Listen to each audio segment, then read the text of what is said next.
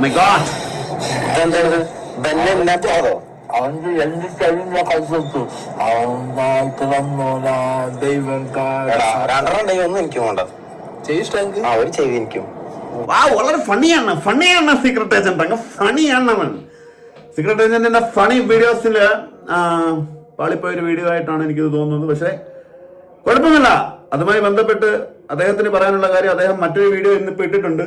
അതെനിക്ക് എടുത്ത് സേവ് ചെയ്യാനൊന്നും വയ്യ. ഇതിനെ കുറിച്ച് പറഞ്ഞിട്ട് ഞാൻ പോട്ടെ. ഇതിനകത്ത് കുറെ സാധനങ്ങൾ നമുക്ക് എക്സ്ട്രാ ഫിറ്റിംഗ് ആയിട്ട് തോന്നി.